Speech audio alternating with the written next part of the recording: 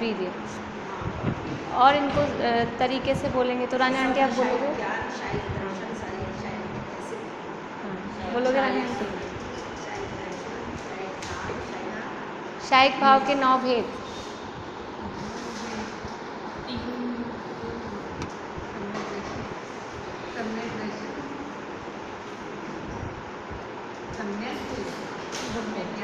बोलिए, आप बोलिए। शायिक ज्ञान, शायिक दर्शन, शायिक दान, शायिक लाभ, शायिक भोग, शायिक उपभोग, शायिक वीर्य और सम्यक, शायिक सम्यक और शायिक है कि समस्त कर्म मतलब कर्मों के नाश से जो भाव प्रकट हों उसका नाम है शायिक भाव। लेकिन यहाँ जो 9 भेद गिनाए हैं ये कौन से कर्मों के अभाव में?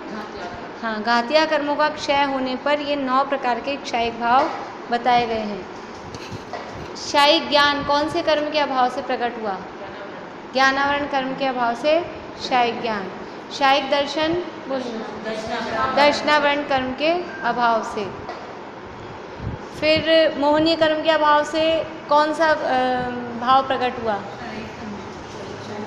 शायिक सम्यक और शायिक चारित्र दोनों, ये मोहनीय कर्म के अभाव से। और अंतराय कर्म के अभाव से कौन सा शायिक भाव प्रकट हुआ?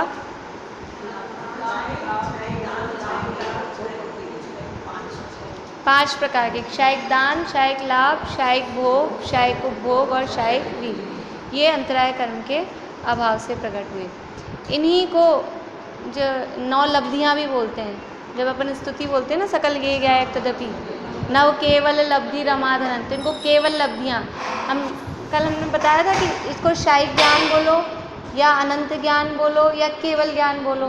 तो केवल ज्ञान, केवल दर्शन, 9 लब्धियाँ, 9 शायिक लब्धियाँ। वहाँ पर नव केवल लब्धि वर्ड है उसके लिए, केवल लब्धि। तो केवल लब्धि का अर्थ भी ये शायिक लब्धियाँ ही हैं। अपनी बात चल रही थी यहाँ पे कल, जो तत्वार्थ वार्तिक में इनका जो स्वरूप स्पष्ट किया है, तो उसमें शायिक दान, लाभ, भोग, उपभोग, वीर्य की क्या परिभाषा दी भी। अनंत भगवान किसको दान देते हैं, क्या दान देते हैं, क्या उनको लाभ होता है, क्या भोग करते हैं, क्या उपभोग करते हैं, वहाँ कोई सामग्री तो है नहीं अनंत भगवान के पास ऐसी बाहरी, किसी को देते हों, कुछ लेते हों, कुछ भोगते हों, इस तरह का। हाँ, तो निश्चय से तो अपने स्वरूप का ही भोग उपभोग, उसी का दान, उसमें शुद्धता, मतलब हर समय जो शुद्ध पर्याय प्रकट हो रही है वही वास्तव में उनके शायिक भाव हैं। लेकिन फिर भी यहाँ बाहर में उनको किस प्रकार से शायिक भाव होता है या व्यवहार से यहाँ बताया गया है। ज्ञानावरण दर्शनावरण का हो गया था, शायिक दर्शन और शायिक समस्त दानांतराय कर्म के, पेज नंबर 94 है सबके पास में। समस्त दानांतराय कर्म के अत्यंत क्षय से अनंत प्राणियों को अभय और अहिंसा का उपदेश रूप अनंत दान वो शायिक दान है।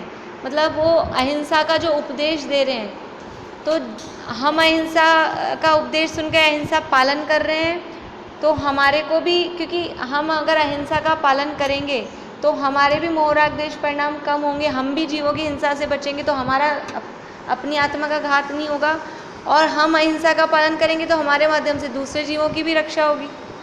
कि हमने अहिंसा का पालन किया, रात्रि भोजन का त्याग किया, जमीकंद का त्याग किया, तो हमारे माध्यम से वो दूसरे जीव बचे, वो उनकी भी रक्षा हुई, और हमने इसका त्याग किया तो हमारी भी तो रक्षा हुई ना, अपने भी तो कर्म बंधने से बचे ना उससे अपने, और उस तरह के मोह राग द्वेष परिणाम अपने कम हुए।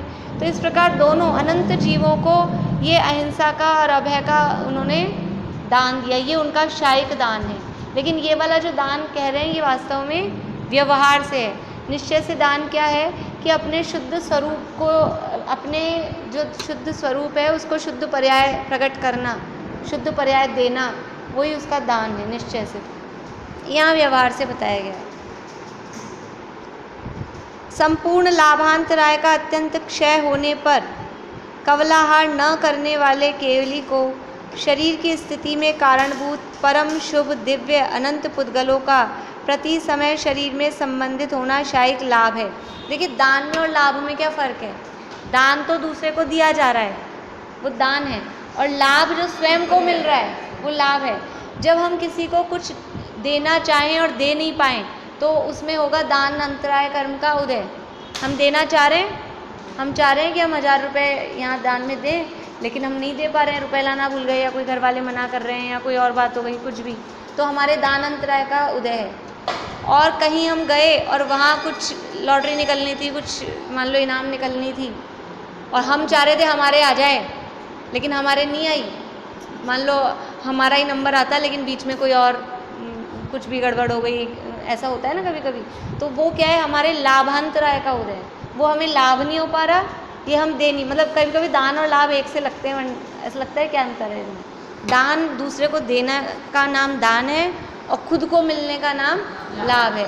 तो जो केवली भगवान हैं वो अभय और अहिंसा का तो दान दे रहे हैं, और लाभ किसका कर रहे हैं, क्या लाभ हो रहा है कि उनको काई का लाभ होगा भगवान को, जैसे आहार का लाभ होए, आहार करते ही नहीं है, फिर उनको क्या लाभ होगा भाई, किस चीज़ का।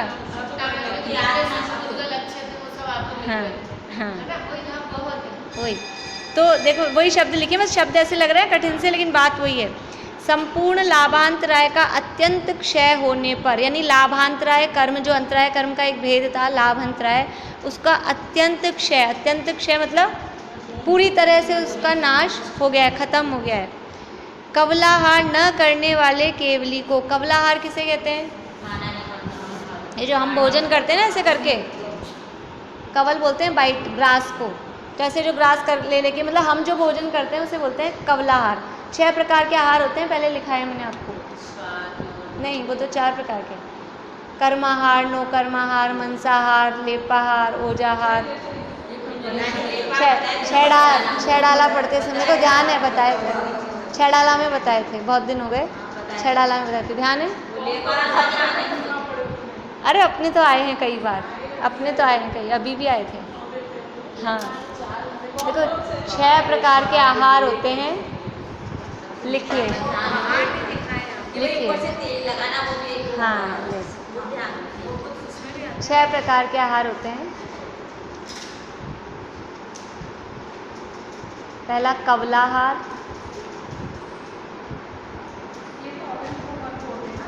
नहीं होता, नहीं होता, अनंत भगवान को नहीं होता। जब अपने ये आया था ना केवली कवलाहार वाला प्रकरण 9वें अध्याय में, तब भी ये 6 बताए थे। कवलाहार, कवलाहार होता है ये मनुष्य और तिर्यंचों के, मनुष्य तिर्यंचों मतलब, तिर्यंच मतलब ये पंचेंद्रिय तिर्यंचों के, ऐसे जो घास ले लेके खाते ना तिर्यंच भी, वो कहलाता है कवलाहार। फिर है दूसरा कर्माहार, कर्म आहार, कर्माहार, अपनी वो पूछी कि अपनी थैली कहाँ गई, उनसे पूछिएगा। चलो फिर नया लाएंगे, मारकर फिर नया ले आएंगे। कर्माहार होता है नारकियों के, कर्माहार, इसके आगे लिख लीजिए नारकियों के, ऐसे मनुष्य और तिर्यंच, मनुष्य और तिर्यंच, हाँ पंचेंद्रिय तिर्यंच, मैं बताती हूँ। फिर है नो कर्माहार, नो कर्म आहार, एक ही बात है, एक ही बात है, संधि सहित लिखिए चाहे संधि विच्छेद करके लिखिए। नो कर्म आहार ये होता है अरहंत भगवान के,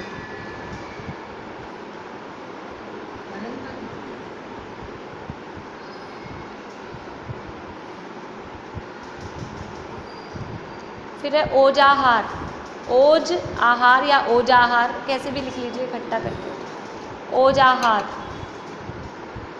ये होता है पक्षियों के अंडों के, जो होता है पक्षियों के, पक्षियों के मतलब वो अंडे सेते हैं ना, वो अंडों को सेते हैं वो गर्मी से, ओजाहार।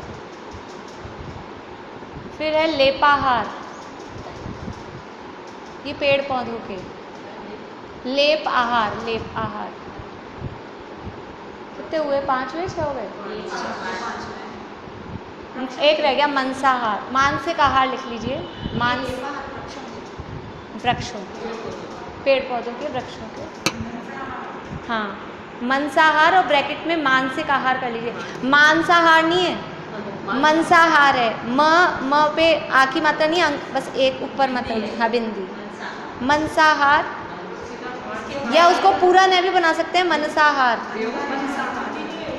बिंदी नहीं, पूरा पूरा ना, मनसाहार भी बना सकते हैं। मानसिक आहार, वो नाम कहीं कहीं मनसाहार भी मिल जाएगा कहीं आपको। देवों के, मानसिक आहार होता है देवों के। अब चारों गतियों के जीव कवर हो गए इसमें। मांसाहार नहीं, मानसिक, मन से ही आहार होता है देवों के। देवों के कैसा आहार होता है? कंठ से अमृत चढ़ता है ना, वो मानसिक है, उनके मन में ही तृप्ति हो जाती है खुद को ही। ऐसे कोई लेके, हाँ, सोचा और तृप्ति हो गई, मतलब वो ये सोचे कि हमने सोचा है, वो इतने सारे कल्प वृक्ष है, कुछ खा लें, ऐसा तो मौका ही नहीं उनको। विचार आया कि ये खाएं और तृप्ति हो गई। समय ऐसे बीत जाता है चुटकियों में, वहाँ का सागरों की आयु यूं बीत जाती है। विषय भोगों में टाइम ऐसे ही पास हो जाता है, पता ही नहीं चलता। हाँ, अभी बताती हूँ, फिर अभी चलते हैं अपन। ये देवों का समझ में आ गया। मानसिक आहार, उसके ऊपर क्या है? लेप आहार। पेड़ पौधों के जो पानी वगैरह डालते हैं वृक्षों के, तो वो उनके लेप आहार होता है, मतलब वो उसको हाँ ऐसे कुछ खाते पीते नहीं, वो जो उनके जाता है सींचते हैं, उसको लेप आहार बोलते हैं। फिर है ओजाहार। क्या है इसके ऊपर? ओजाहार, पक्षियों के वो जो अंडों को सेते हैं, वो गर्मी से उनको आहार मिलता है। भाई जैसे अपने मनुष्यों में, गर्भजों में तो जो माता के माध्यम से आहार मिलता है गर्भ स्थित जीव को, लेकिन वो पक्षियों में तो अंडा बाहर आ जाता है। अब उसको आहार कहाँ से मिलता है? वो उससे ही उसको आहार मिलता है वो, और वो अंडा नहीं सेती है अगर, तो फिर वो बेकार हो जाता है, मर जाता है जो भी है जीव। तो वो ओजाहार। इसके बाद क्या लिखा है? नो कर्माहार। ये किनके है? अरहंत भगवान के। नो कर्म कहते हैं शरीर के योग्य पुद्गल परमाणुओं को ग्रहण करना, वो कहलाता है नो कर्म आहार। शरीर के योग्य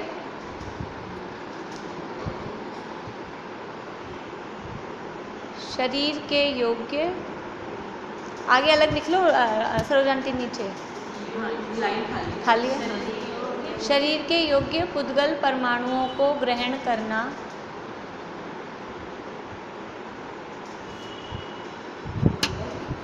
परमाणुओं को ग्रहण करना नो कर्म आहार कहलाता है।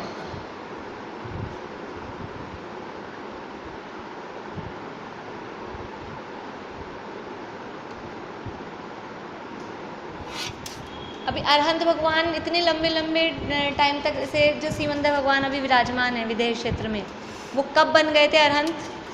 यानी जब यहाँ अपने 16वें या 13वें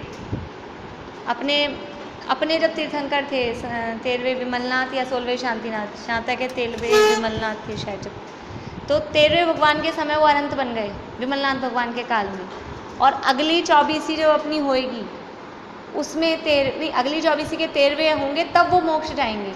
तो इस अभी अपने वाले में अपने समझ लो आप शांतिनाथ भगवान, कुंदुनाथ भगवान हुए होंगे, तब वो अरहंत बने, और तब से लेके अगली 24वीं में 13वें तीर्थंकर होंगे, तब तक वो अरहंत बने रहेंगे।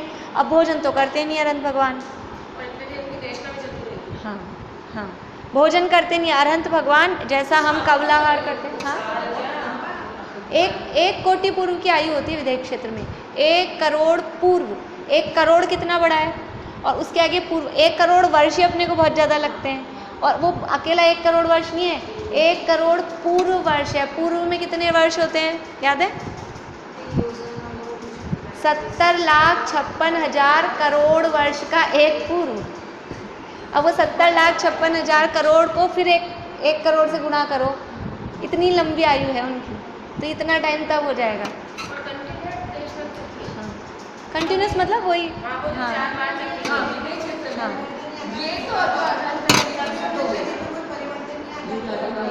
परिवर्तन नहीं आता, लेकिन फिर भी शरीर की स्थिति, क्योंकि ये शरीर है तो शरीर की स्थिति बिना आहार के रहती नहीं, निमित्त नैमित्तिक संबंध है।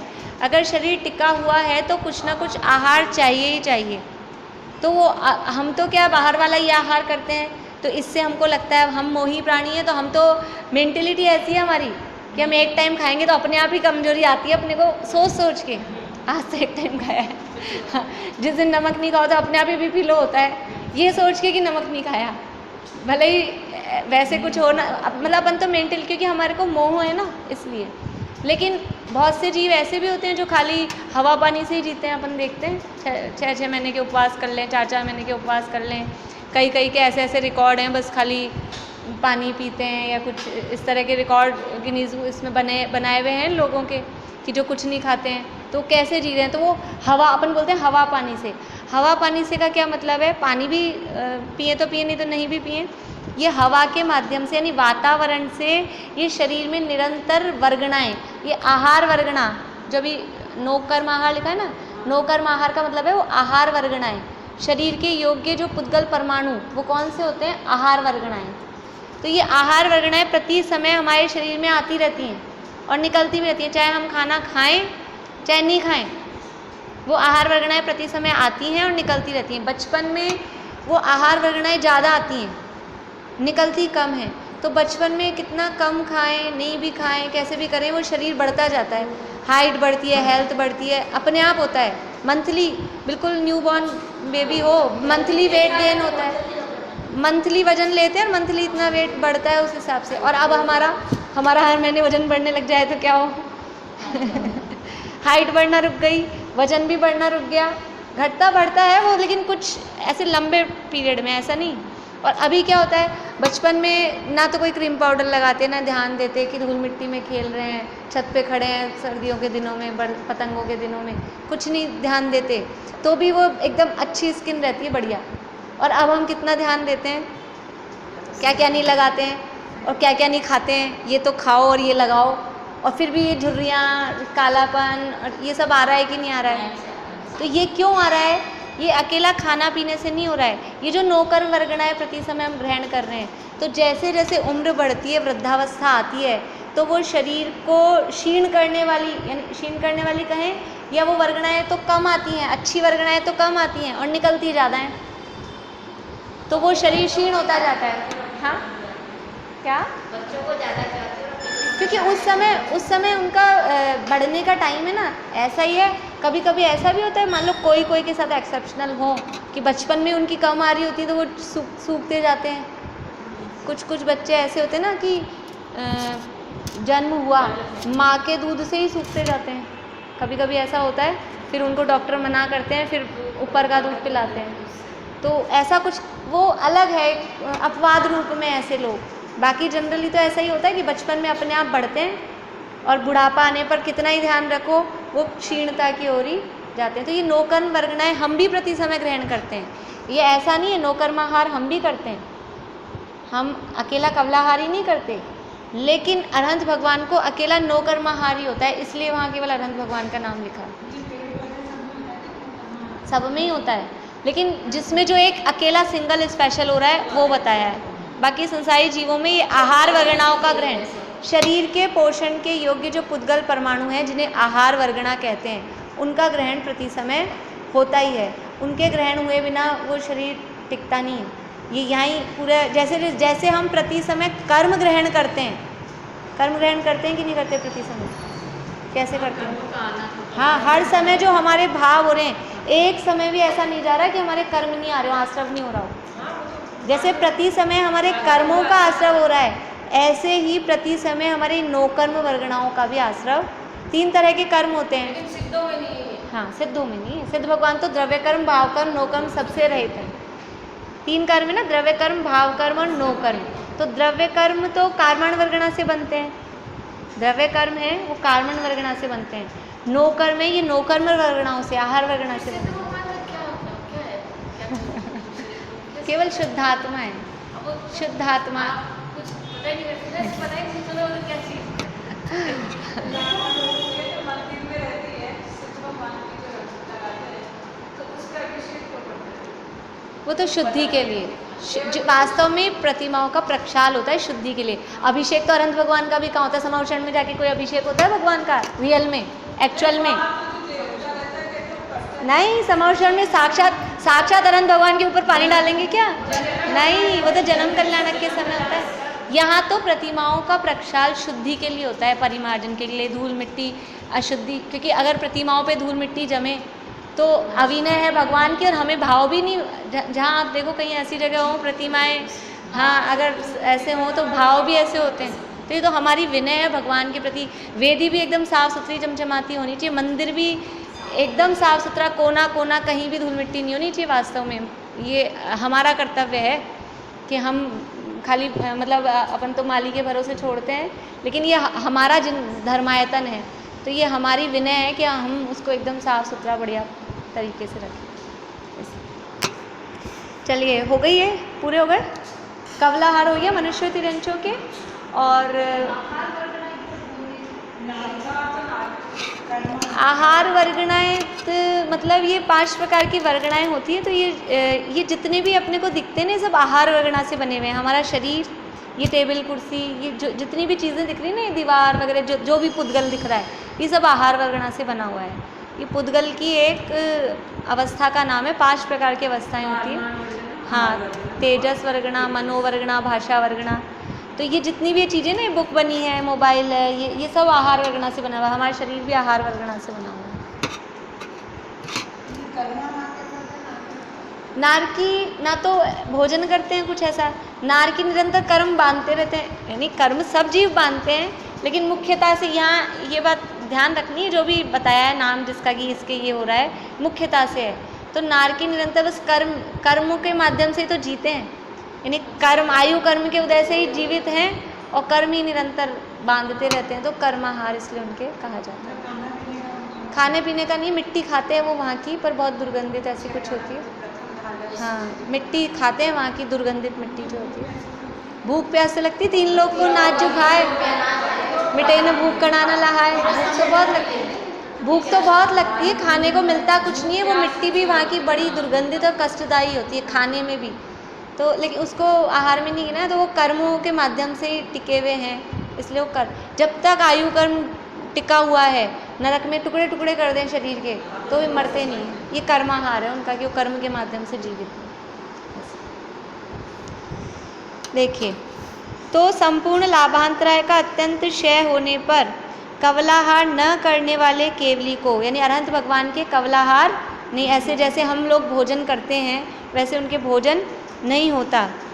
केवली को शरीर की स्थिति में कारणभूत, फिर उनका शरीर कैसे टिकता है, शरीर की स्थिति मतलब शरीर का टिका रहना, परम शुभ दिव्य अनंत पुद्गलों का प्रति समय शरीर में संबंधित होना, यानी प्रति समय उनके शरीर में ऐसी ऐसी आहार वर्गणाएं, और कैसे आती है, अपने तो बुढ़ापा आ गया ना, तो अपने तो ऐसे आती हैं झुर्रियों वाली, और उनके कैसे आती है, परम शुभ दिव्य और अनंत वर्गणाएं प्रति समय, यानी उनका परमोदारिक शरीर होता है। उनका शरीर कैसा होता है, ऐसे कांच की जैसा, मतलब स्फटिक मणि, ट्रांसपेरेंट, मतलब कुछ गंदगी नहीं उसमें, और एकदम ऐसा लगे शरीर जैसे अभी युवा है एकदम, ऐसा नहीं कि मान लो अब इतने मान लो वो मोक्ष जाएंगे सिमंदर भगवान, 1 कोटि पूर्व की आयु है तो बुढ़ापा आ जाएगा उनके, ऐसा नहीं है, बिल्कुल वैसे के वैसे रहेंगे। तो वो परम शुभ दिव्य, यहाँ भी अपन देखते हैं जो पुण्यशाली जीव है, मान लो अपने को ऐसा लगता है, पहले ऐसे लगता था जैसे जो पैसे वाले होते हैं ना, मान लो राजा की बेटी है, राजकुमारी,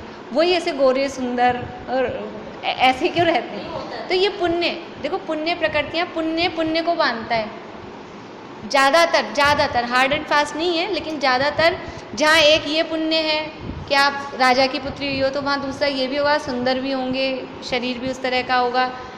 99% ऐसा होता है, वो शुभ प्रकृतियाँ एक साथ आती हैं। तो वो बुढ़ापा आने पर भी समझ लो, अपने ये है ना महारानी, जैसे गायत्री देवी की फ़ोटो आती है, लास्ट की फोटो मतलब कितनी सुंदर दिखती हैं वो लास्ट तक भी।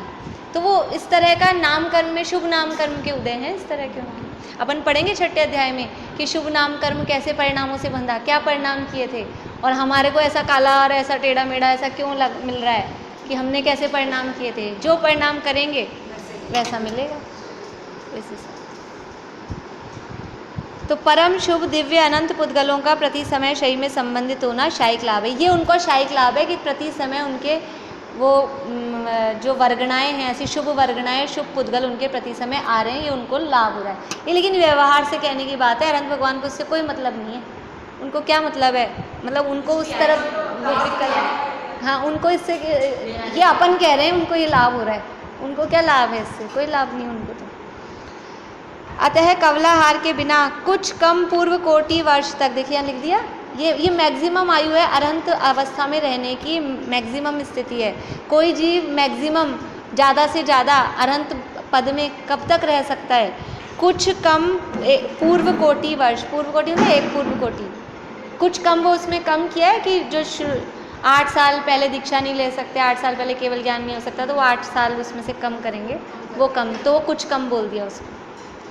औदारिक शरीर की स्थिति कैसे रह सकती है, यह शंका निराधार हो जाती है। कोई ये सोचे इतने लंबे टाइम तक एक कोटि, हाँ वो ये इसीलिए बताया कि ओसवाल लोग कवलाहार बताते हैं, ऐसे कैसे जिंदा रहेंगे बिना खाने के 1 कोटि वर्ष तक, 1 कोटि पूर्व तक, तो इसलिए उसका निराकरण यहाँ पर किया है। संपूर्ण भोगांतराय के नाश से उत्पन्न होने वाले सातिशय भोग शायिक भोग हैं।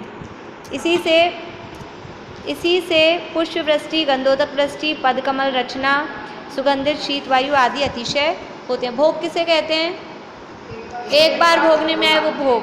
तो भोगांतराय का पूरा नाश हो गया, तब उनको कौन से भोग हैं कि ये अष्टप्रातिहार्य में और ये जो होते हैं ना 10 जन्म के अतिशय, 14 देवव्रत अतिशय, हाँ ये पुष्प वृष्टि वगैरह, हाँ तो पुष्प वृष्टि हुई तो एक बार वो पुष्प वृष्टि हो गई, बस दोबारा।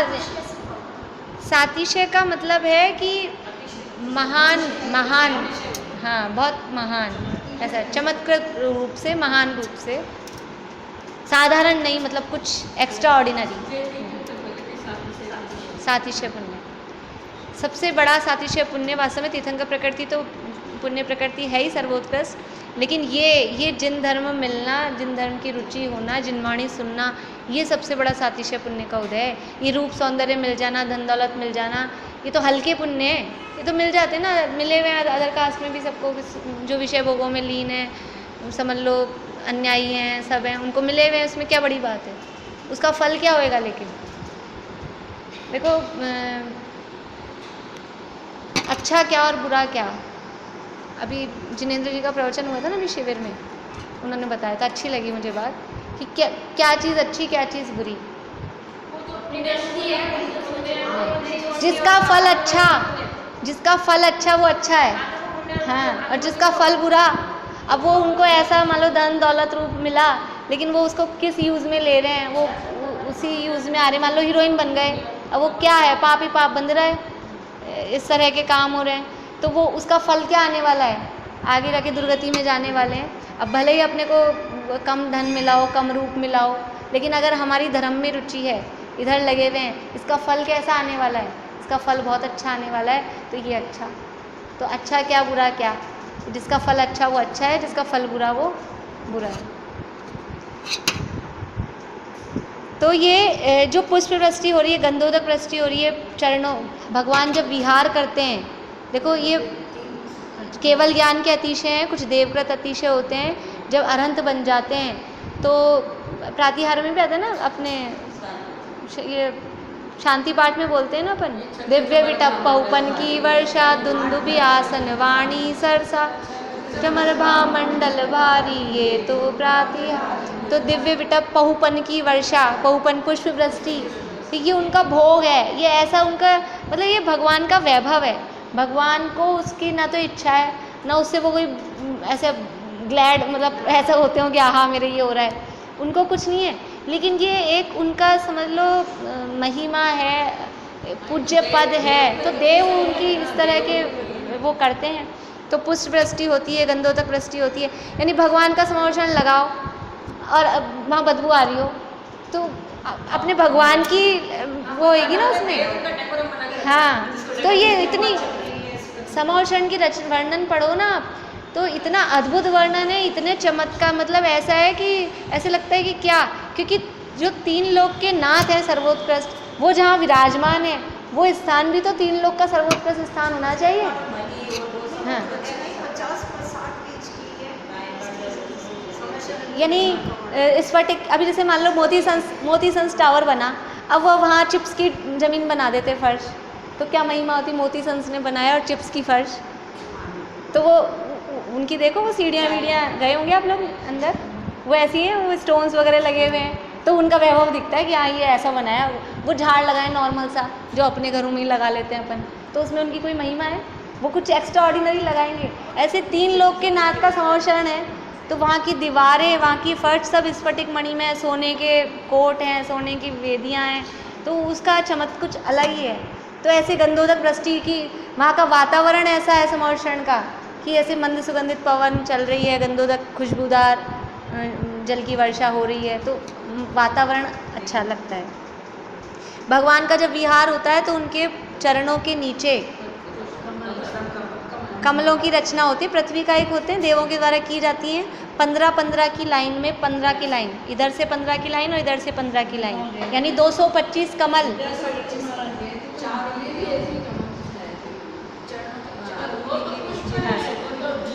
भगवान उनको टच नहीं करते,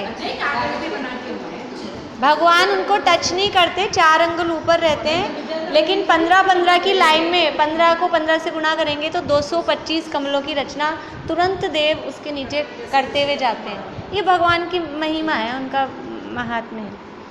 और सुगंधित शीत वायु, ये सब क्या है भोग में, ये एक बार यूज़ में आ रहे हैं, बार बार में यूज़ नहीं आएंगे, ये उनका शायिक भोग है। समस्त उपभोगांतराय के नाश से उत्पन्न होने वाला सातिशय उपभोग वो शायिक उपभोग है। उपभोगांतराय का नाश हो गया है, तो अब ये क्या है इसमें उपभोग में? सिंहासन, छत्र, त्रय, चमर, अशोक वृक्ष, भामंडल, दिव्य ध्वनि, दुंदुभी, ये 8 प्रातिहार्य में। पुष्प वृष्टि तो इधर आ गई, बाकी के वो उधर। भी सिंहासन है तो वो वही रहेगा, परमानेंट है। छत्र हैं, चमर ढुर रहे हैं, दुंदुभी नाद हो रहा है, ये सब क्या आ गए उनके उपभोग, शायिक उपभोग। समस्त वीर्यांतराय के अत्यंत क्षय से प्रकट होने वाला अनंत शायिक वीर्य। देखो अनंत वीर्य बहुत जरूरी है। अगर अनंत ज्ञान हो जाए, अनंत ज्ञान प्रकट हो गया, केवल ज्ञान, और अनंत वीर्य नहीं हो तो क्या हो?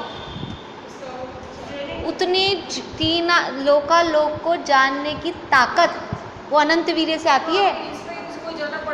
हाँ, पागल हो जाते हैं ना, ज़्यादा जान ले, माइंड फेल हो जाता है ना, ज़्यादा पढ़ने वाले हो जाते हैं ना, हाँ मेंटली डिस्टर्ब हो जाते हैं, तो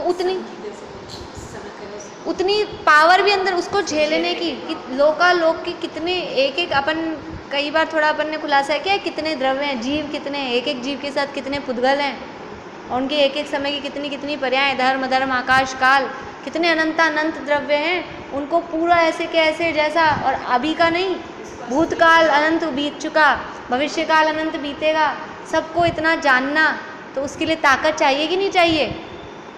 वो अनंत वीर्य के द्वारा ऐसी सामर्थ्य को धारण करते हैं। अनंत वीर्य उसके लिए बहुत जरूरी है।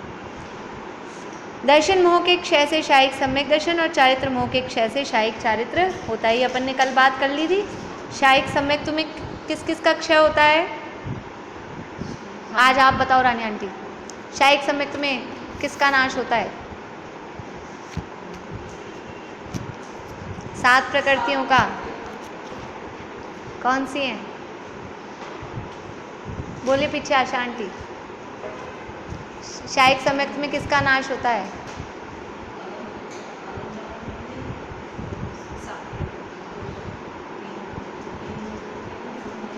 हाँ बढ़िया। 3 दर्शन मोहनी की और 4 अनंतानुबंधी की। कौन कौन सी हैं?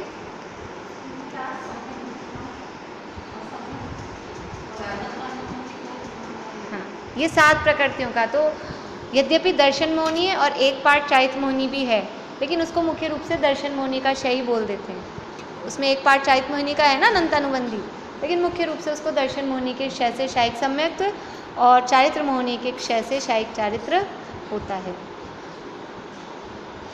प्रश्न, दानांतराय आदि के क्षय से प्रकट होने वाली दानादि लब्धियों के अभयदान आदि कार्य सिद्धों में भी होने चाहिए। ये आपने सारे अरंतों में घटित कर दिए। ये सारे अपन ने, ये तो सब अरंतों के हो रहे हैं ना, पुष्प वृष्टि, सिंहासन, भामंडल सिद्धों में कहाँ है? और शायिक भाव तो सिद्धों में भी होता है।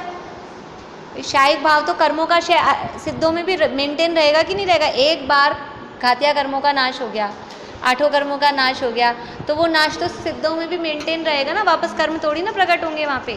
तो फिर वो ये जो काम आप बता रहे हो, पुष्प वृष्टि, गंधोदक वृष्टि और सिंहासन भामंडल, ये तो सिद्धों में भी होने चाहिए। फिर देखो नहीं, नहीं, क्योंकि दानादि लब्धियों के कार्य के लिए शरीर नाम कर्म और तीर्थंकर प्रकृति के उदय की भी अपेक्षा है। उनके शरीर नाम अभी अनंत भगवान के 4 अघातिया कर्म विद्यमान है ना, तो तीर्थंकर प्रकृति का उदय चल रहा है और शरीर भी अभी बना हुआ है, उनके लिए उसकी आवश्यकता अभी है। सिद्धों में ये लब्धियाँ अव्यवाद अनंत सुख रूप से रहती है, जैसे कि केवल ज्ञान रूप में अनंत वीर्य। यानी सिद्धों में लब्धियों का अभाव नहीं हुआ, लेकिन सिद्धों में अब ये निश्चय रूप, जो अभी हम निश्चय परिभाषा बता रहे थे ना, कि अपने को अपनी शुद्धता का दान देना, अपनी शुद्ध पर्याय का निरंतर लाभ लेना, अपने शुद्ध स्वरूप का निरंतर भोग करना, अपने शुद्ध स्वरूप का ही निरंतर उपभोग करना, और अपने में ऐसी ताकत को धारण करना, अनंत वीर्य को, ये निश्चय स्वरूप है। ये स्वरूप तो सिद्धों में भी रहेगा, लेकिन ये बाहर में पुष्प वृष्टि है कि गंधोदक वृष्टि है या दुंदुभिनाद है, ये वाले काम के लिए तो शरीर होना चाहिए और शरीर तीर्थंकर नाम कर्म का उदय होना चाहिए, तभी ये काम बाहर में, इसलिए व्यवहार से कहे गए हैं अनंत भगवान के। इसी प्रकार का भाव आचार्य पूज्य पादकृत सर्वार सिद्धि शास्त्र में भी व्यक्त किया गया है। ये कौन सा शास्त्र है सर्वार सिद्धि? ये तत्वार्थ सूत्र की सबसे प्राचीन टीका।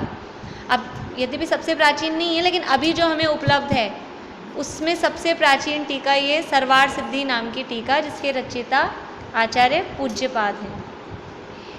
ये सभी क्षायिक भाव एक बार उत्पन्न होने के बाद अनंत काल तक रहते हैं, इनका अभाव कभी भी नहीं होता। अंडरलाइन कर लीजिए ये बात, ये अनंत काल तक एक बार उत्पन्न हो गए तो ये क्षायिक भावों का नाश कभी भी नहीं होगा।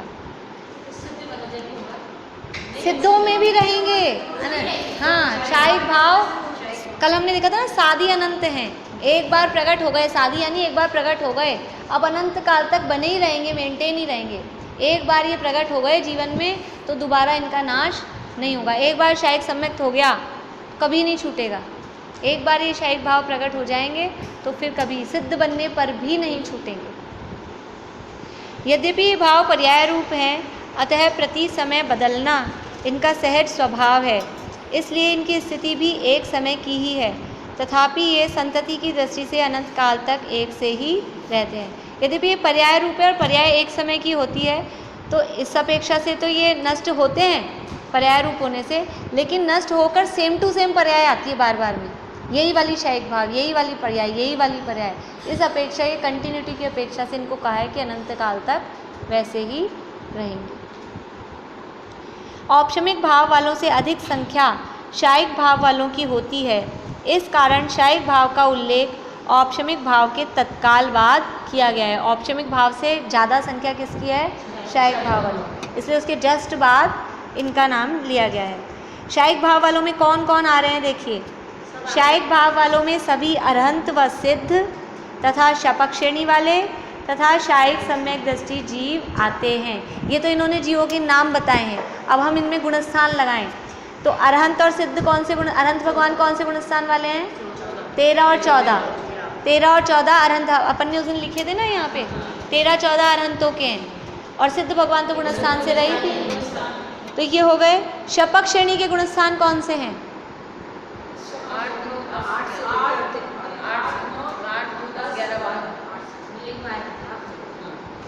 हुआ हाँ, 11 नहीं है, 11 नहीं है। शपक श्रेणी के गुणस्थान 8, 9, 10 और 12, ठीक है। तो ये शपक श्रेणी वाले हो गए 8, 9, 10, 12। और क्षायिक सम्यक दृष्टि, क्षायिक सम्यक दृष्टि कौन से गुणस्थान में होते हैं? चौथे से सातवें, मतलब चौथे से ऊपर वाले सब क्षायिक सम्यक दृष्टि होंगे, तो इसमें चौथे से सातवें भी आ जाएंगे। 8 से तो अपन ने गिन ही लिए, तो टोटल अब लगाएं। देखो पहले आया अपना 13-14 गुणस्थान सिद्ध और 13-14 गुणस्थान, फिर 8 से 12 आ गए, 11 को छोड़ के 8 से 12, और फिर 4 से 7। तो यानी कि क्षायिक भाव सबसे कम मिनिमम से स्टार्ट हुआ तो कौन से गुणस्थान से? चौथे से, और कहाँ तक पहुँचा? सिद्धों तक।